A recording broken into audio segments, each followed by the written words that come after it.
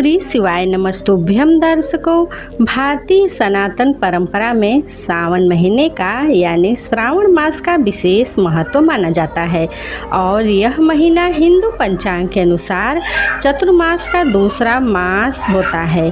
यह वह समय होता है जब धरती पर हरियाली छा जाती है, नदियाँ कलकल बहती हैं और प्रकृति अपने चरम सौंदर्य में होती है और यह पावन मास भगवान शिव को समर्पित होता है।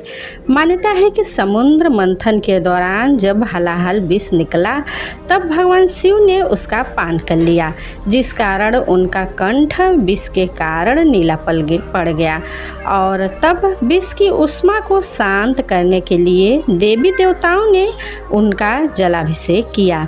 तभी से सावन में शिवलिंग पर जल चढ़ाना पवित्र परंपरा बन गई है। इस माह के प्रत्येक सोमवार को सावन सोमवार व्रत रखा जाता है।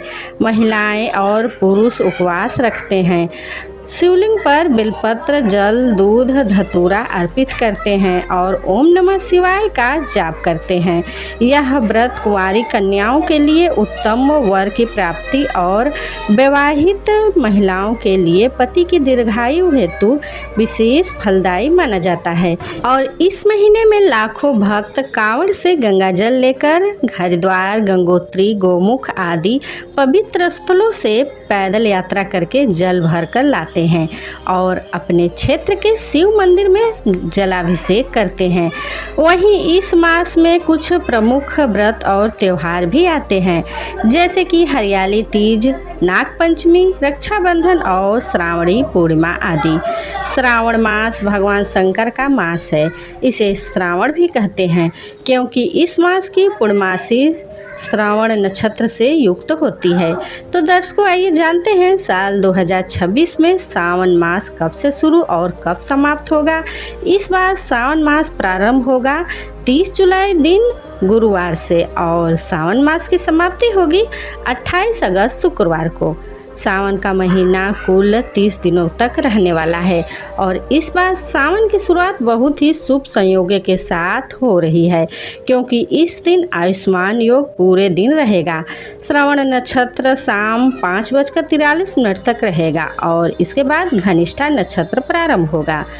ज्योतिष शास्त्र के अनुसार आयुष्मान योग में किए गए कार्य लंबे समय तक शुभ परिणाम देते हैं क्योंकि इस दिन श्रवण और घनिष्ठा नक्षत्र का योग बन रहा है।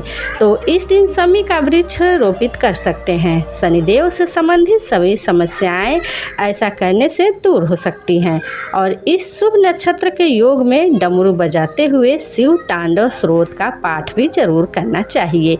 इसके अलावा श्री नटराज स्तुति का आपको पाठ या श्रवण भी जरूर करना चाहिए।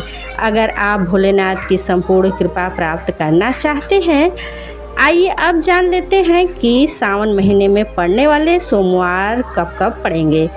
सावन का पहला सोमवार इस बार 3 अगस्त को पड़ेगा, दूसरा सोमवार 10 अगस्त को, तीसरा सोमवार 17 अगस्त को और चौथा सावन सोमवार पड़ेगा 24 अगस्त को। ध्यान रखिएगा कि इस बार सावन में कुल 4 ही सोमवार व्रत पड़ेंगे। सावन महीने के कृष्ण पक्ष की कामिका एकादशी का व्रत 9 अगस्त रविवार को रखा जाएगा।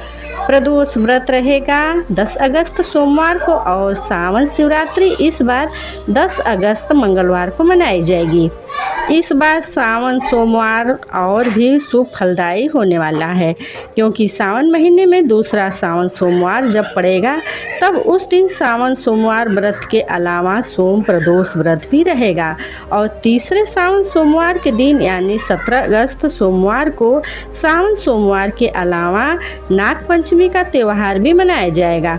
वहीं 24 अगस्त को सावन का चौथा और अंतिम सोमवार तो होगा ही, साथ ही वैष्णव सावन पुत्रदा एकादशी भी इस दिन मनाई जाएगी और दामोदर द्वादशी का व्रत भी 24 अगस्त सोमवार को रखा जाएगा। तो इस बार भगवान शिव की पूजा अर्चना के साथ साथ जगत के पालनहार श्री लक्ष्मी नारायण भगवान की कृपा का अवसर भी आपको सावन सोमवार के दिनों में प्राप्त होने वाला है।